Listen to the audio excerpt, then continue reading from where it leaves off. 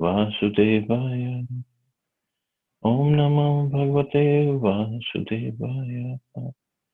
Narayanam Namaskritya Naram Chaiva Narottamam Devim Saraswatim Vyasam Tato Jayanti Nashtaprayeshu Bhadreshu Nityam Bhagavata Sevaya Bhagavati Uttam Shloke Bhakti Bhavati Nashtaki. So continuing with the discussion on Srimad Bhagavad Gita, chapter 18, conclusion, the perfection of renunciation.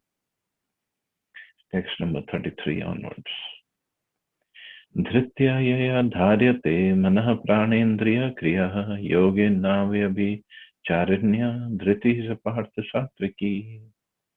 O son of Pritha, that determination which is unbreakable, which is sustained with steadfastness by yoga practice, and which thus controls the activities of mind, life, and senses, is determination in the mode of goodness. So now he is talking about the determination. Determination which is unbreakable, sustained with steadfast by yoga practice, and which thus controls the activities of the mind, life, and senses. That's a determination in the mode of goodness. Yoga is a means to understand the Supreme Soul, one who is steadily fixed in the Supreme Soul with determination, concentrating one's mind, life, and sensory activities on the Supreme, engages in Krishna consciousness. That sort of determination is in the mode of goodness. The word avyabhicharinya is very significant, for it indicates that persons who are engaged in Krishna consciousness are never deviated by any other activity. So that determination which keeps us fixed up in bhakti is in the mode of goodness. And no matter what happens, one doesn't give it up. So there's a determination which is unbreakable. Text 34. Yaya tu dharma kamarthan dhritya dharite arjuna prasangena falakankshi dhriti sarpartha rajasi. But that determination by which one holds fast to fruitive results in religion, economic development, and sense gratification is of the nature of passion, O Arjuna. Any person who's always desirous of fruitive results in religious or economic activities, whose only desire is sense gratification, and whose mind, life, and senses are thus engaged, is in the mode of passion. So determination just to make progress in dharma, artha, kama, not moksha, dharma, artha, and kama, is in the mode of passion, because the person wants to enjoy the material world. Text 35. Yaya swapnam bhayam shokam vishadam madam evacha navimunchati durmedha dhriti sapartatamsi. And that determination which cannot go beyond dreaming, fearfulness, lamentation, moroseness, and illusion, such unintelligent determination, O son of Pritha, is in the mode of darkness. It should not be concluded that a person in the mode of goodness does not dream. Here, dream means too much sleep.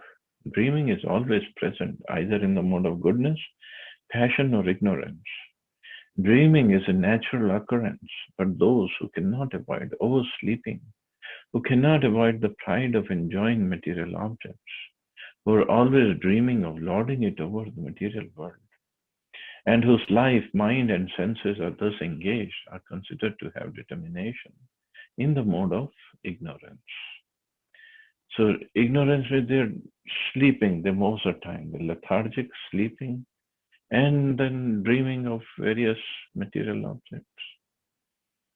But again, nothing concrete, nothing conclusive. At least mode of passion means a person is running around and working hard. But here there is no goal of life, nothing. Always dreaming of lording it over the material world. But nothing beyond the dreaming stage. So that is the mode of ignorance. Text 36. Sukham tvidanim trividam shano me bharatrishab abhyasad ramate yatra dukhantam janigachati. O best of the Bharats, now please hear from me about the three kinds of happiness by which the conditioned soul enjoys and by which he sometimes comes to the end of all distress. A conditioned soul tries to enjoy material happiness again and again. Thus he chews the chewed. But sometimes in the course of such enjoyment, he becomes relieved from material entanglement by association with the great soul. In other words, a conditioned soul is always engaged in some type of sense gratification. But when he understands by good association, there is only a repetition of the same thing, and is awakened to his real Krishna consciousness. He is sometimes relieved from such repetitive so-called happiness. So happiness in the material world, basically everything in the material world is temporary. It's not complete. It's not permanent. It's temporary and very little. So, so the happiness that one attains in the material world is also temporary, whether it's in the mode of goodness, passion, or ignorance. And then Prabhupada said, but sometimes in course of such enjoyment, he becomes relieved from material entanglement by association with the great soul, by association with the sadhu, a mahatma, a guru, who shows him the right path, who shows him how the happiness, so-called happiness in the material world is all temporary and it's very minute compared to what we can have in the spiritual world.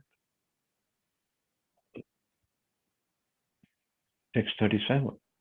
Yattadagre vishamev pariname amritopamam tatsukam satvikam proktam atma buddhi prasadajam. That which in the beginning may be just like poison, but at the end is just like nectar, and which awakens one to self-realization, is said to be happiness in the mode of goodness. In the pursuit of self-realization, one has to follow many rules and regulations to control the mind and the senses and to concentrate the mind on the self. All these procedures are very difficult, bitter like poison, but if one is successful in following the regulations and comes to the transcendental position, he begins to drink real nectar and he enjoys his life. So in the beginning, this happiness may be just like poison. Why it is said just like poison, Visha?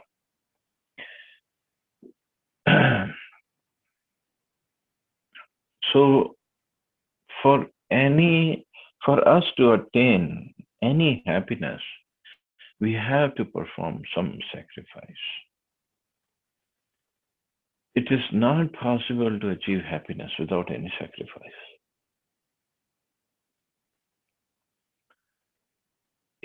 Like Prabhupada says in the purport, in the pursuit of self-realization, one has to follow many rules and regulations to control the mind and the senses and to concentrate the mind on the self. So what is the result of this kind of happiness? It's in the poison in the beginning, the nectar in the end, and which awakens one to self-realization. See, everybody is working hard in the material world. Everybody, whether it's a karmi or yogi or jnani or devotee. And the ultimate aim is happiness. Aim of a karmi who's working, slogging hard in the material world, working late hours, is also happiness, nothing else. He is working because whether he's going to find happiness now or whether he finds it in the future. Now, according to Krishna, let's forget about according to Krishna right now. Just like when we go to work, we get up early in the morning, Matajis have to get the kids ready to send them to school, and then they have to get ready. They have to prepare prasadam, and then the taxi comes, and we go to work. So isn't this all sacrifice? We are sacrificing so much of our time, of our energy, of our desires, of our sleep, of our personal anything. We are sacrificing all this to get what? To get now we got to work where we work hard all day, listening to boss, listening to colleagues, and going through all sorts of leg pulling and politics and backbiting and working hard. And sometimes we get the bricks and sometimes we get the bouquets in the evening. Again, come back, take a cab, come back, or sometimes people drive their own cars also, so to drive the car through the traffic and come back home, and again taking care of kids and the home and the family and the husband, and then finally go to sleep. So it is a big sacrifice. For what? To get some happiness. How? The idea is I'll make some money, and so my kids can go to better school, I can have a better house, can I have a better lifestyle, and so that when I get old, I have some money in the retirement account, so I can live happily. That is the idea. But if that sacrifice does not lead us to the point of self-realization, because here Krishna specifically says, which awakens one to self-realization. So the sacrifice that we are making right now, yes, it is. It feels terrible. It's yeah. Who wants to do all this? But we say there's a light at the end of the tunnel. So we are all running towards that, thinking, I'll be happy someday. But if that all hard work is not taking us to the point of self-realization, it's not in the mode of goodness.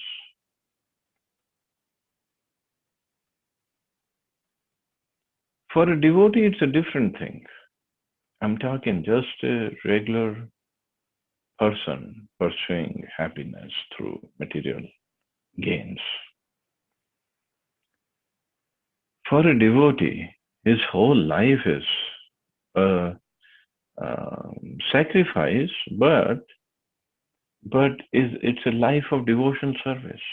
Whether he's chanting, whether he's cooking, whether he's taking care of kids, he or she, whether he or she is driving to work or taking a cab to work, working hard, everything is part of devotion service because the consciousness has reached to that level that every time they're thanking Krishna, they're remembering Krishna. Something terrible happens in the office, some politics or something, then they really go and take shelter of Krishna. Or anything happens, that's a sign of a devotee. So that is happiness in the mode of goodness, because it's leading one to this point of self-realization. So it's not fun in the beginning, but towards the end it becomes like a nectar. And let's see what happiness in the mode of passion. Vishendriya samyogad yattad greha amritopamam pariname vishamyavtat sukham rajasam smritam. That happiness which is derived from the contact of the senses with the sense objects, and which appears like nectar at first, but poison at the end, as said to be of the nature of passion. So the happiness is derived from contact of the senses. Most of the number of people, they're working and running around like this only.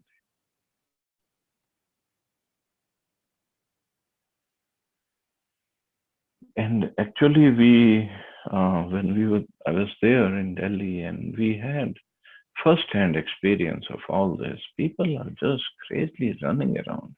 when we used to go for book distribution, whether it is Nehru Place or that Hanuman Temple or Lajpat Nagar Market or Sarojini Nagar Market, people are just running around, just running around. Looking for what? Looking for happiness. Otherwise, why would they be running around? They can just sit at home. If I'm going to be miserable when I go out, why would I want to go out? So this happiness that now 99% of people are looking for is this one, derived from the contact of the senses with their objects, which appears like nectar at first. It feels like, if the boys are thinking, if I find a perfect girl to be with, and perfect wife, and girls are thinking, if I can find a nice husband and or nice boyfriend or whatever, I'll be happy. It feels like nectar in the beginning. But what happens after marriage? It's most of the time there are misunderstandings, there are fights in the house, there is exploitation in the house by both sexes to the opposite. Wife exploits husband, husband exploits wife. So then slowly it becomes poisonous, very terrible. And that's when most of the marriages, they just end up in divorce. So that's why it says that the relationship starts with courting and it ends up in a court. So it feels very good in the beginning, but in the end, it's poison. A young man and a young woman meet, and the senses drive the young man to see her, to touch her, to have sexual intercourse. In the beginning, this may be very pleasing to the senses, but at the end or after some time, it becomes just like a poison. They are separated, or there is divorce, there is lamentation, there is sorrow, etc. Such happiness is always in the mode of passion. Happiness derived from the combination of the senses and the sense objects is always a cause of distress and should be avoided by all means. But till we come to the level of self-realization or goodness or some kind of spirituality, all our activities are material. All our activities, all our activities are material, our consciousness is material, our inclination is all material. And that's how the whole world is running these days. But that is in a mode of passion. Text 39. Yadagre cha anubandhe cha sukham mohanam atmanah nidra lasya pramadotam tattamsam udahritam. And that happiness which is blind to self-realization means no self-realization, which is delusion from beginning to end, and it arises from sleep, laziness, and illusion, is said to be in the nature of ignorance. So no self-realization whatsoever. So that point is already out. And then what? Delusion from beginning to end. He's completely deluded. He's not in his senses. And which arises from sleep, laziness, and illusion is in the mode of ignorance. One who takes pleasure in sleep and laziness and in sleep is certainly in the mode of darkness, ignorance. And one who has no idea how to act and how not to act is also in the mode of ignorance.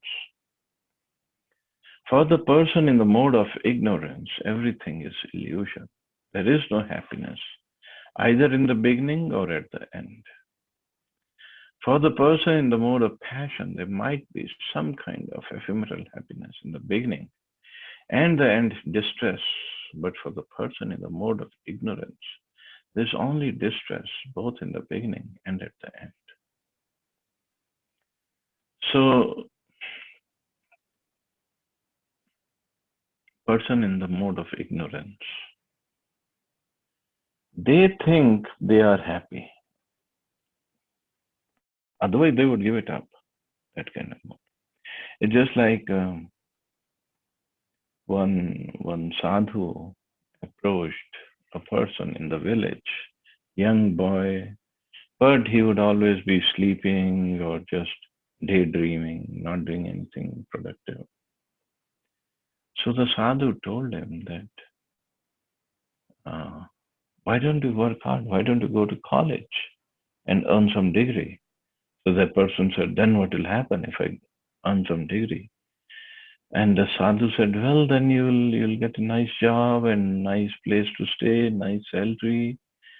And then the young man said, okay, then what's going to happen? Then when you retire, you can relax peacefully because you have money in the bank account to take care of you. And the lazy man said, well, I'm sleeping and I'm retiring right now anyway. So why go through all this hardship if in the end I'm going to just retire and do nothing? This is what I'm doing right now.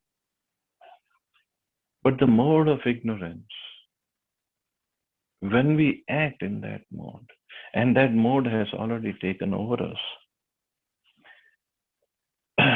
and then Krishna says, Adogachanti tamasa. Those who die in the mode of ignorance, they go to the either the animal life, lower species of life, or in this life, but going to the lower status. Maybe the animal life, or maybe the hellish life. So that is mode of ignorance. So at least, Prabhupada saying, at least work in passion. If doesn't come to goodness, at least be passionate instead of being ignorant.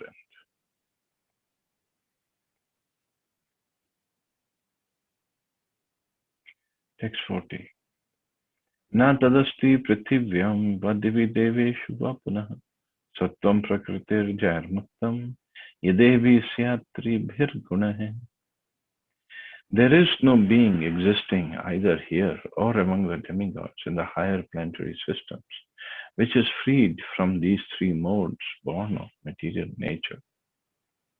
The Lord here summarizes the total influence of the three modes of material nature all over the universe. So Krishna is saying there is no being who is freed from these three modes born of material nature. Of course, a sadhu or a guru who is completely self-realized, he doesn't come under these modes of nature. Because this is what Krishna will say later on in this chapter. But 99% of population is in this under these modes. And the modes are very, very strong. We can't just give up because the conditioning has been like that. The modes are strong and our mind becomes conditioned according to the modes. And then we cannot change anything.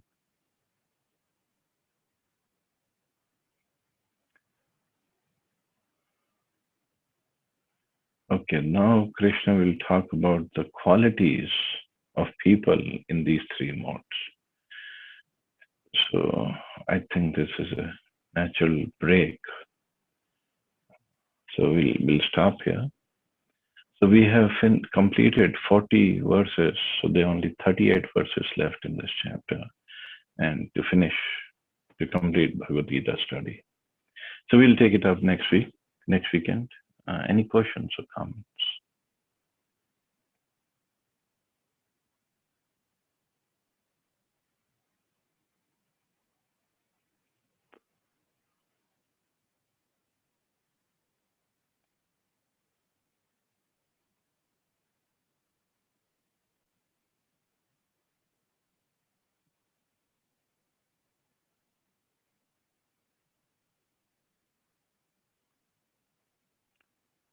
Okay, so we'll stop here. You all have wonderful month of Kartik. Kartik has started in India. It's starting here tomorrow. So you all have wonderful month, and as we requested, let us plan to chant 32 rounds every day. Those who can push themselves a little bit from wherever they are, let's do that. And it's very, very auspicious, very holy month. You'll read all the glories of Kartik month on the WhatsApp groups and the glories of offering lamp to the Lord. So the lamp even could be a candle, doesn't matter. The idea is to offer. So when we offer light to the Lord, our heart becomes enlightened, our consciousness becomes enlightened, especially in this month of Kartik. So very, very auspicious, very pure, very important month. Please do some more austerities in this month, and maybe Radha Prabhu, Ashok Prabhu, Rajiv Prabhu, they can arrange a trip to Vrindavan or some other place, whatever you all decide. So please go and enjoy, and this month is full of plenty of festivals. So enjoy those festivals, enjoy the month of Kartik, and I'll see you all tomorrow. Hare Krishna. Jai Shri Jai Shri Prabhupada.